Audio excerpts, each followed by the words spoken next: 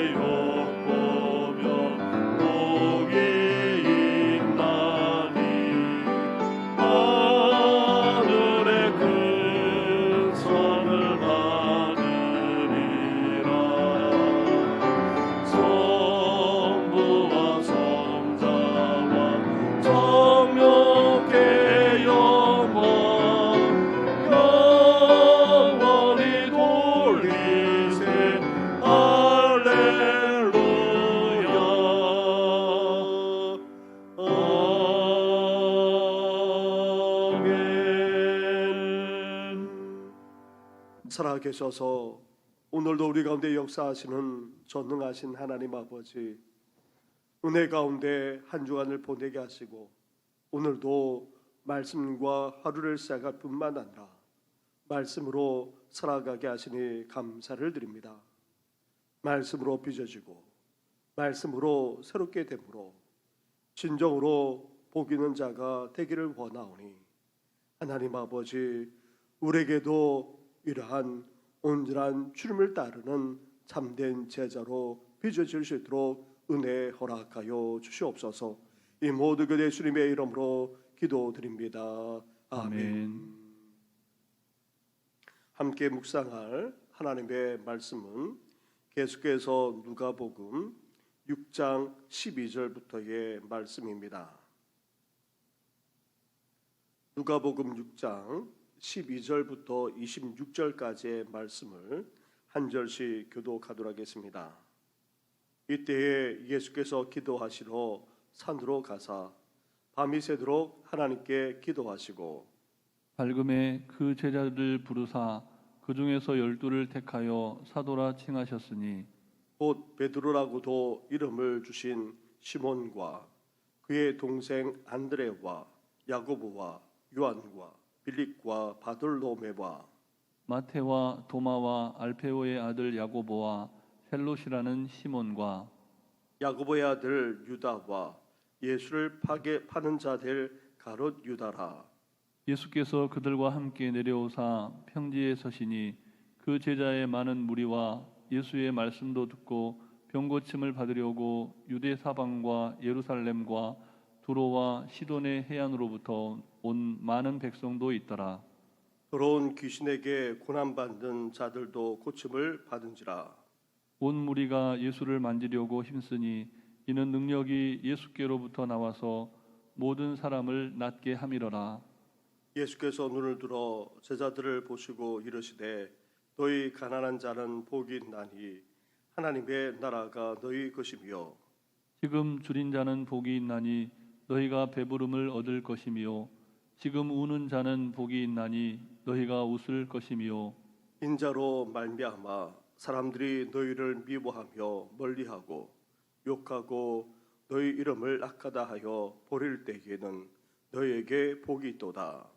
그날에 기뻐하고 뛰놀라 하늘에서 너희 상이 큼이라. 그들의 조상들이 선지자들에게 이와 같이 하였느니라. 그러나 화 있을진저 너희 부유한 자여 너희는 너희의 위로를 이미 받았도다. 화 있을진저 너희 지금 배부른 자여 너희는 줄이리로다. 화 있을진저 너희 지금 웃는 자여 너희가 애통하며 울리로다. 함께 같이 하겠습니다. 모든 사람이 너희를 칭찬하면 화가 있도다. 그들의 조상들이 거짓 선지자들에게 이와 같이 하였느니라. 아멘. 예수님은 공세 사역을 시작하면서 한편으로 제자를 부르셨습니다. 그리고 이제 공식적으로 그중 12사도를 뽑아 세우셨습니다. 오늘 본문을 살펴보면 예수님이 제자들 중 12사도를 선택할 때에 사람을 택하는 세속적인 기준과 너무 달랐음을 알 수 있습니다. 제자들의 면면을 보면 모두 별 볼 일 없는 사람들이었음을 알 수 있습니다. 세상적으로 내세울 것조차 없었다는 말입니다.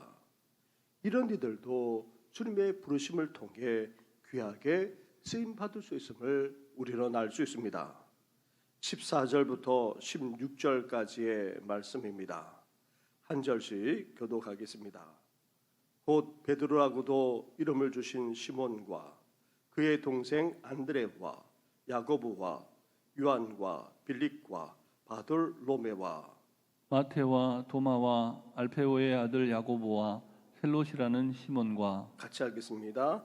야고보의 아들 유다와 예수를 파는 자 될 가롯 유다라. 아멘. 시몬에게는 베드로라고 하는 이름을 더해 주셨습니다. 본명은 시몬인데 베드로란 별칭, 별명을 붙여 주신 것입니다. 베드로는 반석이라는 의미를 갖습니다. 사실 이 반석이라는 이름은 베드로에게 어울리지 않습니다.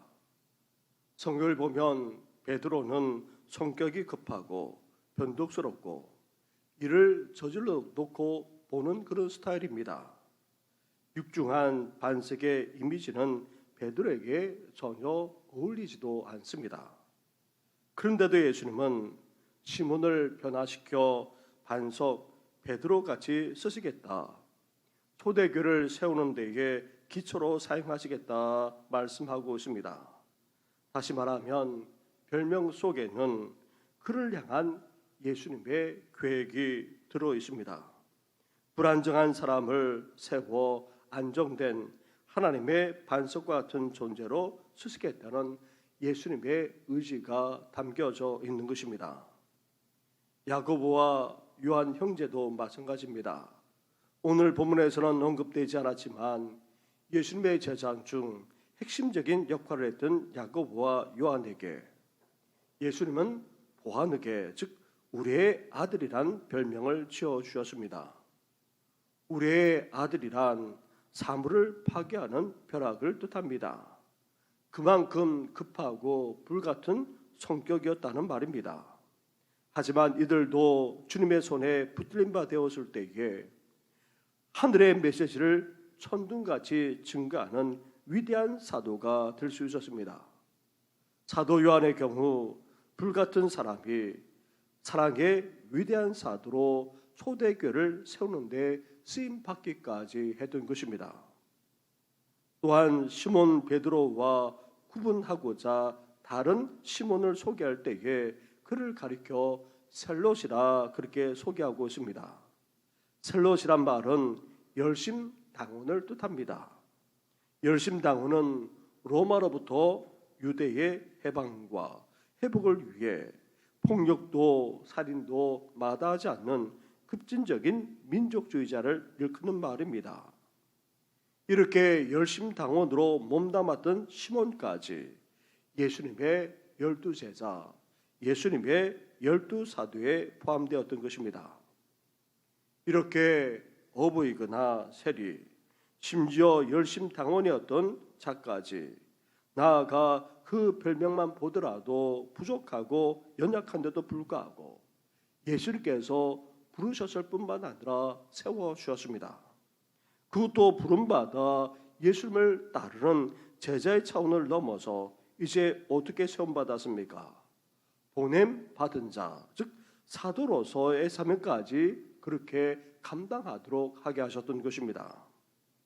사랑하는 성도 여러분, 이렇게 제자로 부름받아 사도로 세운 사건이 우리에게 주는 중요한 메시지가 있습니다. 부족하고 연약하다 할지라도 우리 주님의 손에 붙들림 되면 크게 쓰실 수 있다는 사실입니다. 그러기에 주위 성도님들이나 함께 직분 맡은 이들에 대해 쉽게 판단하거나 정죄하지 말아야 합니다. 우리 모두 부족한 사람입니다.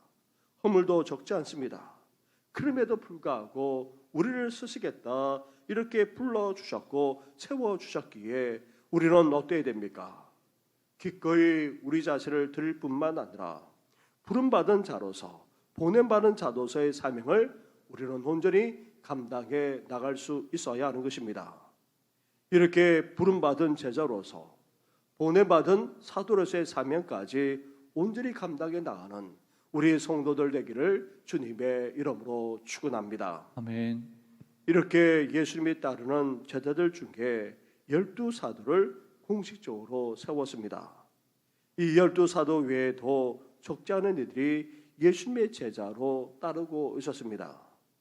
10장에 가면 70인의 제자가 언급되고 있습니다. 8장에서는 막달라 마리아를 비롯한 여인들까지 언급하고 있습니다. 그 외에도 오늘 본문을 보면 제자의 많은 무리가 있었다 그렇게 말합니다. 심지어 예수님의 말씀도 듣고 병까지 고침받고자 사방에서 몰려온 사람이 얼마나 많았는지 모릅니다. 그래서 예수님은 자신을 따르고자 하는 수많은 제자들만 아니라 많은 무리들까지 평지에서 말씀을 전하며 가르치셨습니다. 특히 자신을 따르고자 하는 모든 이들을 향해서 화와 복을 그렇게 먼저 선포하셨던 것입니다. 그렇다면 예수님을 따르되 어떻게 해야 화를 당하지 않고 복을 받을 수 있겠습니까? 예수님을 따르는 제자라면 첫째로 빈부 여부에 따라 복을 받거나 아니면 화를 당할 수 있다는 것입니다. 여기서 빈부는 단지 물질적인 차원만을 말하는 것이 아닙니다. 먼저 20절 말씀입니다. 예수께서 눈을 들어 제자들을 보시고 이르시되 너희 가난한 자는 복이 있나니 하나님의 나라가 너희 것이며 24절로 가 보시기 바랍니다. 24절을 같이 봉독하겠습니다. 시작. 그러나 화 있을진저 너희 부요한 자여 너희는 너희의 위로를 이미 받았도다. 아멘. 제자로서 예수님을 따르면서 화를 받지 않고 복을 받으려면 어떻게 해야 합니까? 여기에서 언급되고 있는 가난과 부요, 빈부는 물질적인 것만을 말하지 않습니다.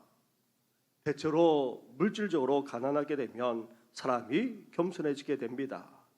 반면 물질적으로 많이 가지고 부하게 되면 교만해지게 되는 것이 사실입니다.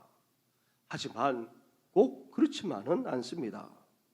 그리고 물질적으로만 아니라 심령이, 나아가 영적으로까지 다 포함해서 가난하고 부유한 것을 지금 말하고 있는 것입니다.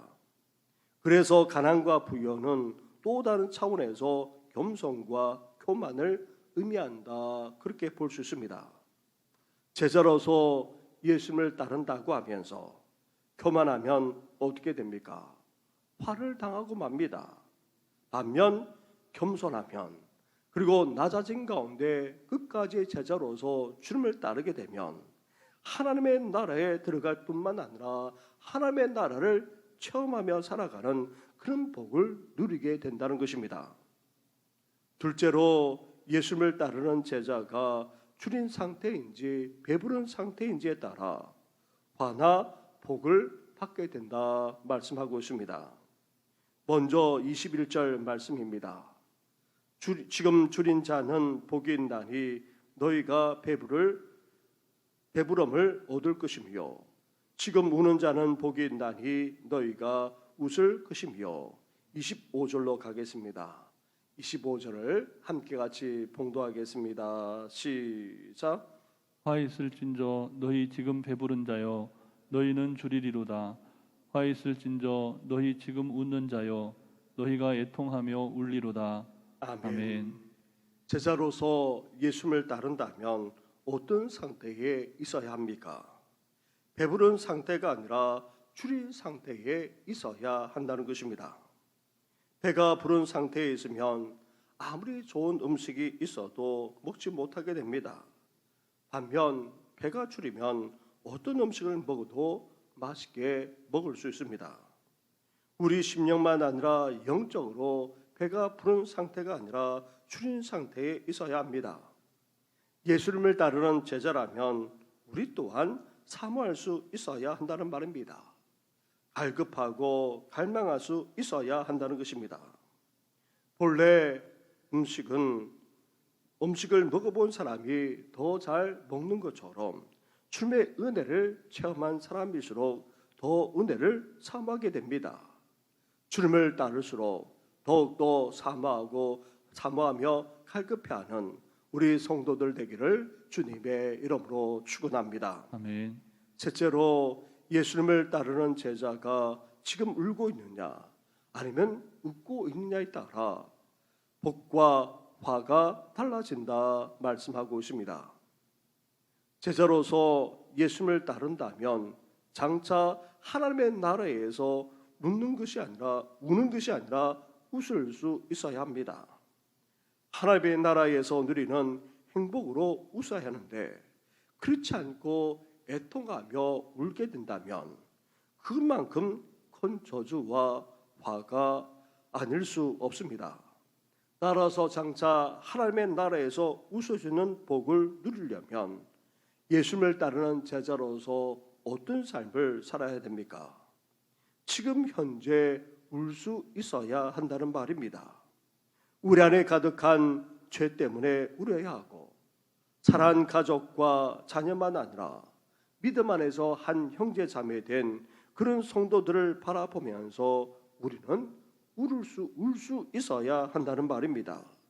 나아가 지역 사회만 아니라 이 나라를 바라보면서도 우리는 안타까움을 가지고 울 수 있어야 하는 것입니다.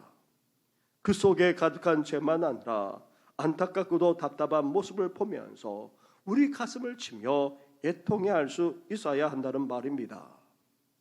사랑하는 성도 여러분, 우리는 이 시대에 예수님의 제자로 부름받았습니다. 따라서 우리 눈에 눈물이 말라서는 안 됩니다. 우리 자신만 아니라 가족과 자녀, 교회와 다음 세대, 그리고 우리 사회와 나라를 바라보면서 눈물 흘림으로 장차 하나님의 나라에서 웃게 되는 그런 복을 누리시기를 주님의 이름으로 축원합니다. 아멘. 넷째로, 예수님을 따름으로 핍박을 당하느냐 아니면 영합하여 세상에서 편안하게 사느냐에 따라 복과 화가 달라지게 된다 말씀하고 있습니다. 22절과 23절 말씀입니다. 인자로 말미암아 사람들이 너희를 미워하며 멀리하고 욕하고 너희 이름을 악하다 하여 버릴 때에는 너에게 복이 있도다. 그날에 기뻐하고 뛴놀라. 하늘에서 너희 상이 큼이라. 그들의 조상들이 선자들에게 이와 같이 하였느니라. 아멘. 26절로 가 보시기 바랍니다. 26절을 함께 같이 봉독하겠습니다. 시작. 모든 사람이 너희를 칭찬하면 화가 있도다. 그들의 조상들이 거짓 선지자들에게 이와 같이 하였느니라. 아멘. 아멘. 우리가 제자로서 예수를 온전히 따르게 되면 어떻게 됩니까? 세상 사람들은 우리를 좋아하지 않습니다. 아니, 좋아할 수도 없습니다. 그래서 미워하고 욕하게 됩니다. 심지어 저주를 퍼붓기까지 합니다. 마태복음에서는 핍박과 받기까지 당하게 된다 말씀하고 있습니다. 반면 우리가 예수를 제대로 따르지 않게 되면 어떻게 됩니까? 세상에서 힘들지 않게 살 수 있다는 것입니다. 어려움 없이 편안하게 살 수 있다는 것입니다. 하지만 최종적으로 어떻게 됩니까? 화를 당하게 됩니다. 저주받는 인생이 되고 만다는 것입니다. 사랑하는 성도 여러분, 우리 또한 지금 예수님의 부름을 받아 제자로서 믿고 따르면서 살아가고 있습니다. 그렇다면 제자인 우리가 어때야 됩니까? 겸손해야 합니다. 낮아져야 합니다. 그리고 간절하게 사모할 수 있어야 합니다. 더욱더 은혜를 갈급해야 할 수 있어야 한다는 말입니다. 또한 눈물로 회개하며 중보할 수 있어야 됩니다. 우리 자신만 아니라 주위를 둘러보면서 이 나라 이 민족까지 바라보면서 우리는 눈물로 회개하며 중보할 수 있어야 됩니다. 더 나아가 주를 위해 핍박받기를 주저하지 않아야 합니다. 그럴 때에 우리는 제자로서 어떤 삶을 살게 됩니까? 이 땅에서 하나님의 나라를 체험할 뿐만 아니라 장차 온전한 하나님의 나라가 임할 때에 그 속에서 웃게 되고 복을 받는 은혜를 누리게 되는 것입니다. 참된 제자답게 온전히 주님을 따라가므로 이 땅에서 하나님의 나라를 체험할 뿐만 아니라 장차 온전한 완전한 하나님의 나라에서 웃고 복되게 살아가는 우리 모든 성도들 되기를 주님의 이름으로 축원합니다. 아멘. 기도드리겠습니다. 하나님 아버지, 감사를 드립니다. 세상에 많고 많은 사람들이 있지만 그 중에 택함을 받아 이렇게 구원받는 은혜를 베풀어 주시고도 감사한데 제자로서 주님을 믿고 따를 수 있도록 은혜 허락하시니 너무나도 감사를 드립니다. 이제 제자의 삶을 살아가기를 원합니다. 평생도록 주님만 온전히 믿을 뿐만 아니라 철저하게 따르는 이 시대의 제자로 우리를 빚어 주시옵소서. 무엇보다도 겸손하며 낮아지기를 원합니다. 간절하게 사모하며 은혜를 갈급해하기를 원합니다. 우리 자신만 아니라 가정 그리고 교회만 아니라 이 사회를 바라보면서 눈물로서 회개하며 중보할 수 있는 우리들 되게 하여 주시옵소서. 더 나아가 주님을 위해서라면 핍박받기도 주저하지 않을 뿐만 아니라 오히려 기뻐하는 저희들 되기를 원합니다.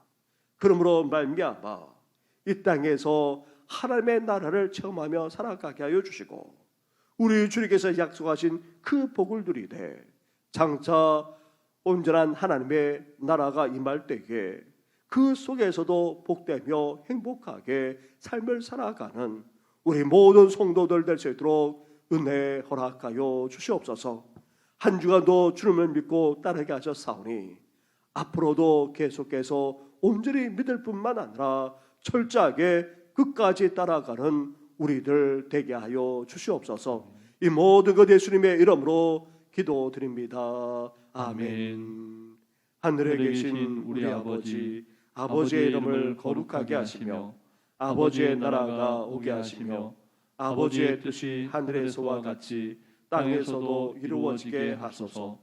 오늘 우리에게 일용할 양식을 주시고 우리가 우리에게 잘못한 사람을 용서하여 준 것 같이 우리 죄를 용서하여 주시고 우리를 시험에 빠지지 않게 하시고 악에서 구하소서.